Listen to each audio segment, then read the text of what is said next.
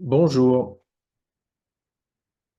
Il y a eu précédemment 4 vidéos pour aborder toutes les facettes de la construction européenne et nous allons à présent aborder les différents choix politiques qui pourraient être débattus en 2026 pour peu qu'une telle volonté existe, ce qui malheureusement n'est pas le cas. L'Europe a été pendant plusieurs siècles un immense champ de bataille et pour tenter d'en finir avec les dérives du nationalisme exacerbé, la première conférence internationale de la paix s'est tenue en 1899 à La Haye, à l'initiative de la Russie. Cette conférence est donc contemporaine des premiers travaux en physique quantique, marquant aussi l'entrée dans la troisième mutation, comme on a vu dans la vidéo précédente. Cela n'a malheureusement pas empêché les 2 guerres mondiales, et avec les mêmes objectifs de pacification du continent, la communauté économique européenne a été créée en 1957. Cette communauté s'inscrit dans le cadre de la protection des souverainetés nationales avec une union douanière et la coopération économique entre nations. Il en a été de même pour le traité Spinelli, avec le principe de subsidiarité ascendante, c'est-à-dire que ce sont les États qui décident de ce qui doit être confié à la structure supranationale. Puis sous l'impulsion de l'extrême centre, d'un social-libéralisme, c'est-à-dire de la coalition d'une grande partie de la gauche et de la droite, qui a toujours été majoritaire au Parlement européen sans la moindre alternance politique, on s'est dirigé pas à pas vers un fédéralisme et une centralisation. L'acte unique a fait la promotion du néolibéralisme et du libre-échange, et il a été imposé sans débat. Le référendum sur Maastricht était un référendum tronqué, avec un choix imposé, excluant toute autre forme d'organisation. On a perdu la souveraineté monétaire et la subsidiarité s'est transformée sous sa forme descendante, c'est-à-dire que c'est la partie supranationale qui décide des compétences qu'elle doit assumer. Le traité de Lisbonne a été imposé malgré le refus du résultat du référendum pour le traité établissant une constitution pour l'Europe en 2005, et il a donné encore plus de pouvoir à la technostructure centralisatrice de la Commission européenne. Et le bilan de cette évolution, on l'a vu, est catastrophique.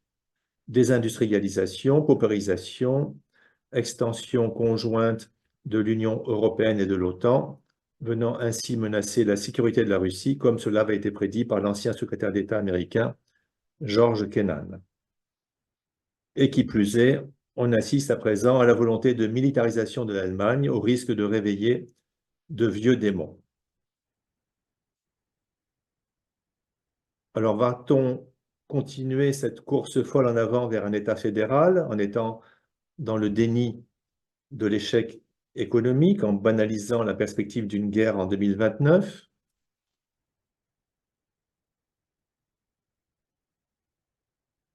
Peut-on réformer l'Union européenne, passer de la subsidiarité descendante à une subsidiarité ascendante, passer du libre-échange à la protection communautaire, réformer les institutions, mais on sait bien que cela est extrêmement difficile, voire impossible, étant donné qu'il faut l'unanimité des 27 pays.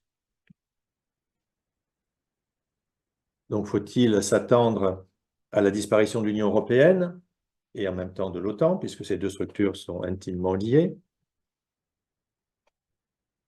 et de ce fait, voir l'émergence des partis politiques qui prônent le respect de la souveraineté nationale. Donc, dans les choix politiques que nous avons, entre l'extrême centre, d'un côté les partis souverainistes, qu'ils soient de gauche, de droite ou de gauche et de droite, l'extrême centre est à présent totalement discrédité et il ne reste plus que cette solution pour sortir de la profonde crise dans laquelle se trouvent à la fois la France et l'Europe. Donc, si on se place dans cette perspective du respect de la souveraineté nationale, quelle en serait la finalité et comment s'organiseraient les pays qui sont à l'intérieur de l'Europe. Donc, il est question de retrouver une souveraineté au niveau monétaire, au niveau économique, au niveau technologique, au niveau alimentaire, au niveau de la santé. Cette coopération entre nations sur le plan économique doit-elle s'accompagner d'une certaine convergence sociale, fiscale, écologique? Faut-il construire une zone économique européenne avec une monnaie non pas unique, mais une monnaie commune? Revenir à la préférence communautaire, ou du moins retrouver un équilibre entre libre-échange et protectionnisme selon les différentes situations?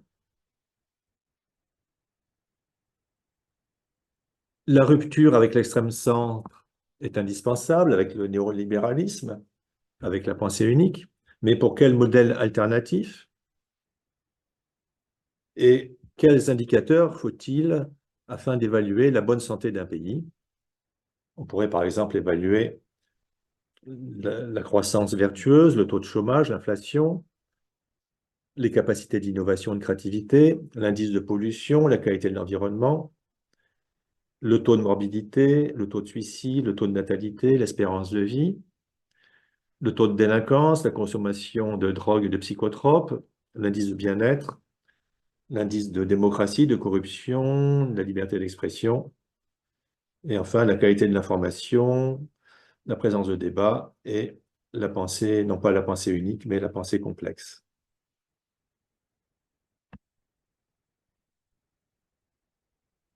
Est-ce qu'une nouvelle structure européenne aurait simplement une finalité économique?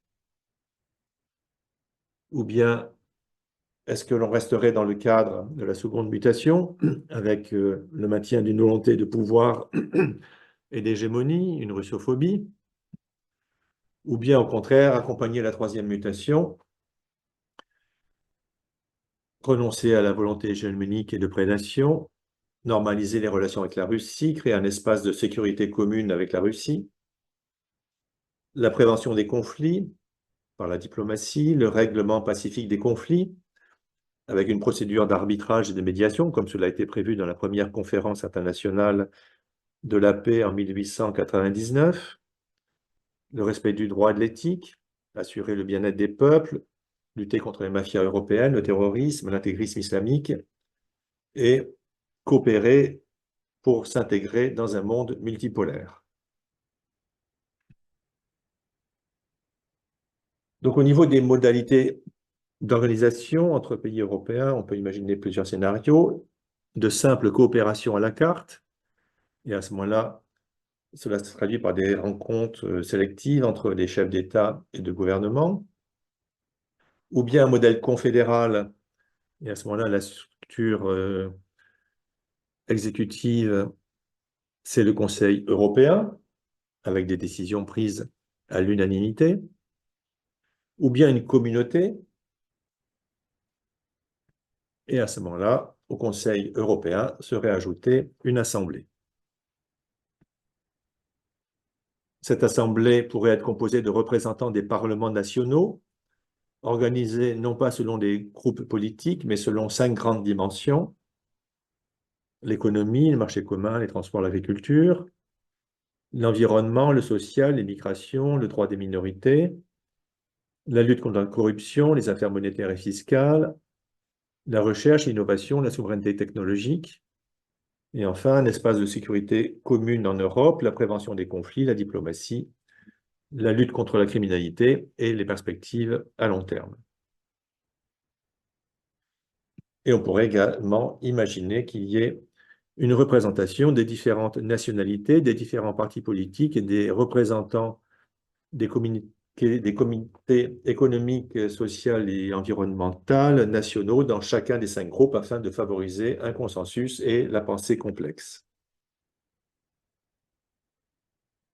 Donc imaginons que nous soyons en démocratie et qu'il y ait un débat puis un référendum dans chacun des 27 pays.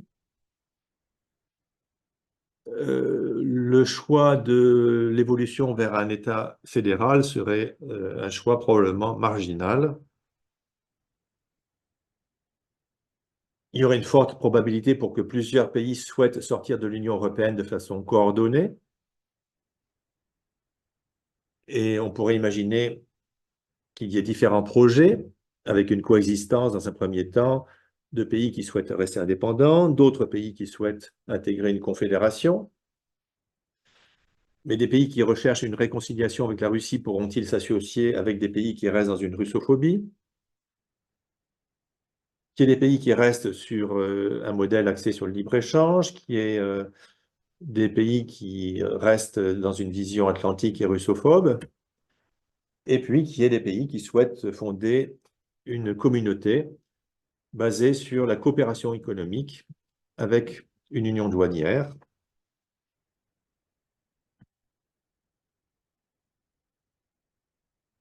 Et quelles seraient à ce moment-là les conditions pour une intégration dans une communauté? Est-ce que ça serait uniquement des critères actuels, des critères économiques, la lutte contre la corruption, le respect du droit des minorités, ou est-ce qu'on inclurait également des critères géopolitiques comme la volonté du règlement des différends entre pays, la réconciliation et la création d'un espace de sécurité commune avec la Russie? Donc, en conclusion, depuis 1984, avec le refus du traité Spinelli et l'engagement dans le néolibéralisme avec l'acte unique, les dirigeants ne veulent pas d'un débat sur l'Europe. La situation catastrophique de l'Union européenne, tant sur le plan économique que géopolitique, va-t-elle imposer en 2026 un tel débat dans tous les pays de l'Union européenne? Il serait nécessaire d'identifier les positions des différents partis souverainistes et en particulier les partis qui défendent les principes de la troisième mutation. Les partis souverainistes vont-ils s'unir au niveau européen?